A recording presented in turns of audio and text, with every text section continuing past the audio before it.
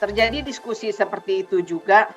Kalau saya menyederhanakan, melihat dia lebih simpel, apakah semua mata kuliah akan bisa kita lakukan secara project atau case based?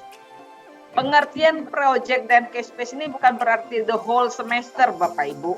Mungkin dalam ada 2-3 pertemuan kita berikan tugas yang bentuknya masalah. Dan saya rasa seluruh mata kuliah yang kita pegang selama ini ada kok kita ngasih tugas yang bentuknya kasus, yang bentuknya project. Project itu tidak mesti barang jadi dalam bentuk benda, tetapi kalau orang matematika projectnya mungkin menemukan rumus. Mungkin ada project, misalnya kalau kita penelitian sosial, saya pernah penelitian dengan dikti kontrak 100 juta, hasilnya hanya selembar kertas yang berisi bagan pola pelatihan guru. Itu juga project based. Artinya apa? Ada tugas yang kita berikan dalam bentuk project. Nah, ini nanti barangkali yang akan perlu kita lihat. Nah, masalahnya kan kalau misalnya di biologi mudah dia mencarikan, memang dia kasih kasus, kemudian mahasiswanya memikirkan itu.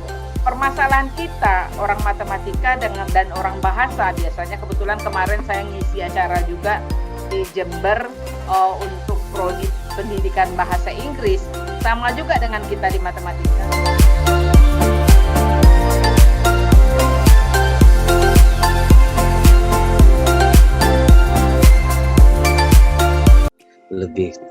Lebih laris ya. Nah, inilah sebetulnya salah satu yang akan kita lihat. Begitu banyak tumpukan yang ada di supermarket. Kita pengen lihat apakah barang-barang ini disusun, dirancang by design, atau dipaskan, dicocokkan sesuai dengan ukurannya, atau disesuaikan dengan yang sejenis. Lalu apakah merek ini dengan merek yang lain itu mesti sama? Apakah jenis satu item dengan item yang lain ada kalanya juga bisa digabungkan? Pengumpulan data.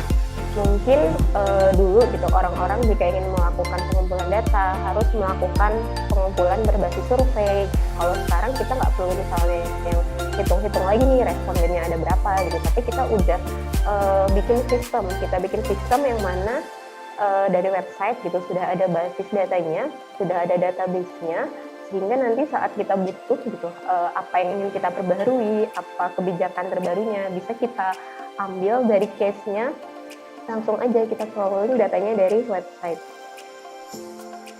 Oke, minggu lalu kita udah sempat ada challenge ya tentang yang membuat database sederhana ini.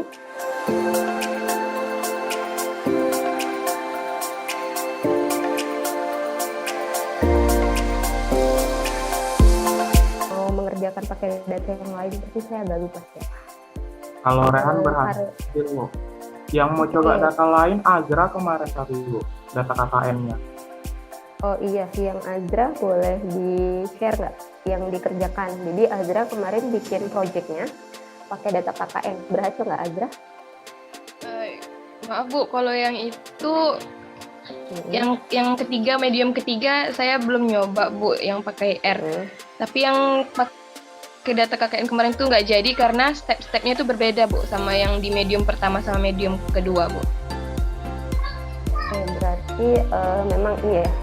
Tadi kalau dilihat gitu, jadi ada case-nya. Yang pertama kita mengikuti apa yang ada di langkah-langkahnya. Jadi untuk membuat database ya, kita biasanya butuh SQL. Nah,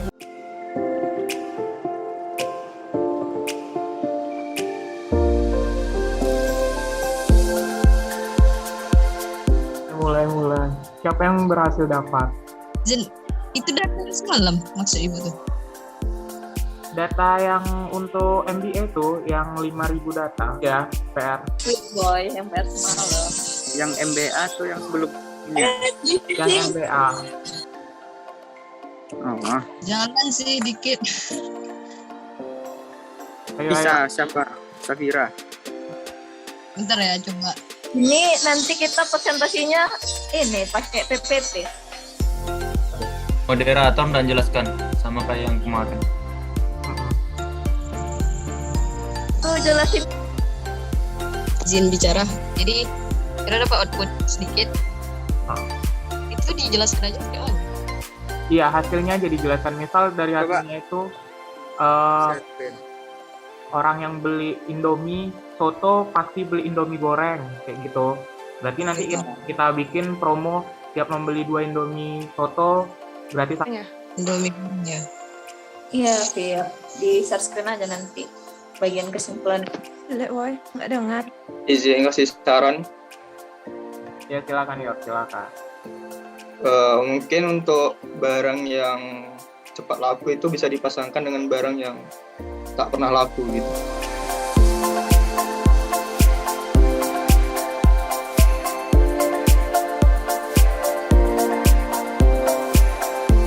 Nisa Priyanti dan Intan Gunaya Putri akan mempresentasikan materi kami, yaitu tabel 3 arah. Baiklah, selanjutnya akan dibacakan oleh rekan saya, Intan Gunaya Putri.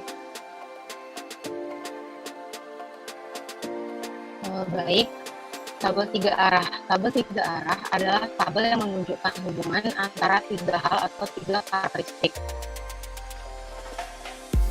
Contoh tabel 3 arah yaitu jumlah karyawan perusahaan menurut bagian kerja, jenis kelamin, dan pendidikan tertinggi yang ditamatkan tahun 2017 seperti yang bisa kita sama-sama lihat pada layar.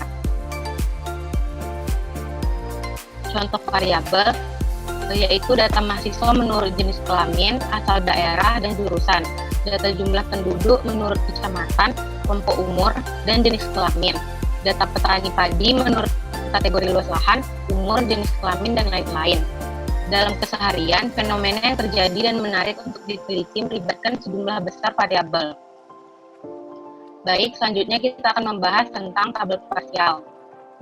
Tabel parsial dan asosiasi kondisional merupakan tabel yang lebih sederhana yang diperoleh dengan hanya melihat pada salah satu kategori variabel lain. Digunakan untuk mengetahui hubungan antara 2 variabel dengan variabel ketiga bernilai tertentu.